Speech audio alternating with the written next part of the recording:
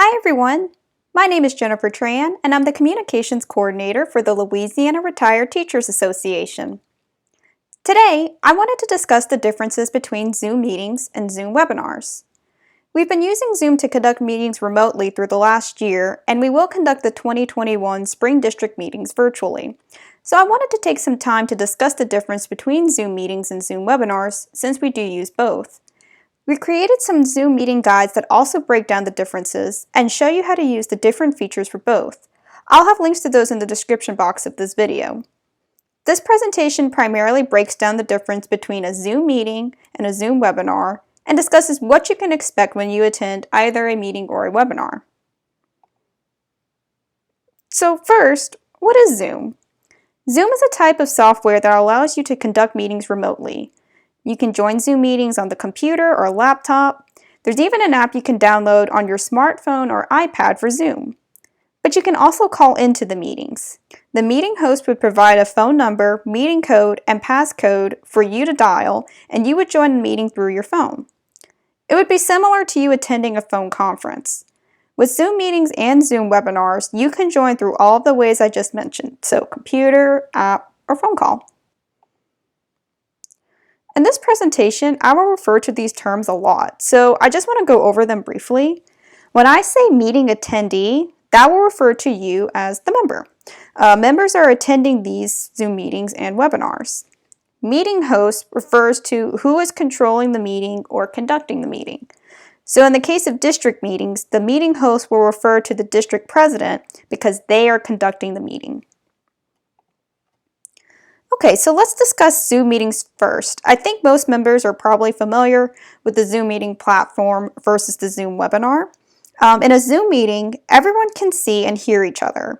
The meeting attendees, or members, can see one another and the meeting host, or district president. You are able to turn your web camera on and off during a Zoom meeting, and you can mute and unmute yourself during a Zoom meeting, though the meeting host may put everyone on mute themselves once the meeting starts. The meeting host may also set the meeting up so that attendees cannot unmute themselves. In that case, you can just raise your hand or use the chat function if you need to be unmuted.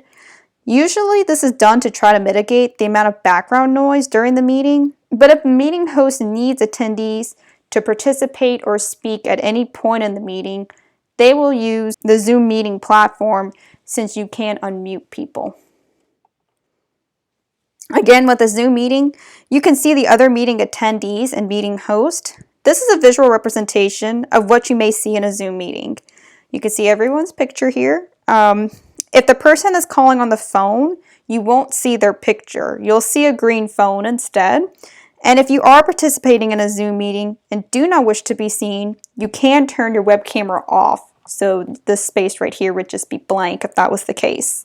It won't mess up the meeting for anyone else if you decide to turn off your web camera. Just make sure you're not on mute if you wish to speak or need to speak at any point during the meeting. So I would say the biggest difference between the Zoom meeting and Zoom webinar is the ability for meeting attendees to see or hear each other. There are times when it may not be appropriate or conducive to have everyone see or hear each other or have the ability to speak in the meeting. If you're having a particularly large meeting or if the meeting is just for education purposes, you may choose to do a Zoom webinar. Webinars are typically used for educational meetings or workshops. With a Zoom webinar, meeting attendees cannot see or hear each other. So the only person that could be seen or heard in a webinar is the meeting host or host if there's more than one speaker. So let's say you are attending a webinar on your computer and your phone starts ringing next to you. No one else attending the meeting will be able to hear your phone ringing. Meeting attendees also cannot unmute themselves, so if you have a question during the meeting, you will need to use the chat function to send the meeting host a message or contact the meeting host afterward.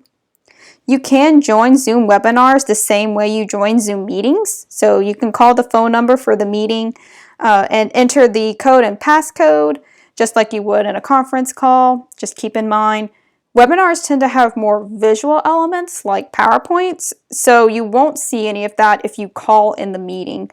But it is an option for you to have to join Zoom webinars if you don't have access to a computer or a smartphone or iPad. Again, here is an example of what a Zoom webinar would look like. This is actually a screenshot from our Unit Challenge Awards presentation that we did back in November of 2020. So this is a great example of what a webinar would look like because we used the Zoom webinar platform to do this presentation. So you can see there's the PowerPoint slide here. We have the guest speakers here. And so if you attended the meeting or attended this presentation, you'll remember you could hear and see all of the guest speakers here, but you didn't see anyone else who was attending or hear from anyone else who was attending. And I'll include a link to that presentation in the description box as well, because like I said, this is a good example of what a Zoom webinar looks like. Again, you just see the meeting host or hosts. You don't see or hear anyone else that's attending the meeting.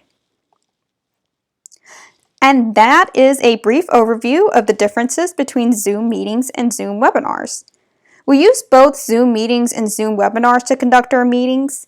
It just depends on the type of meeting we're conducting and the needs of the districts. And that's why it's best to familiarize yourself with both options. If you want more details on using Zoom meetings or webinars, again, I'll have links to our Zoom guides that explain the different features of Zoom and how to use them. You can also find these guides in our online resources section of our website, www.lrta.net. Thank you so much for watching, and I hope you learned a little more about Zoom today. Thanks!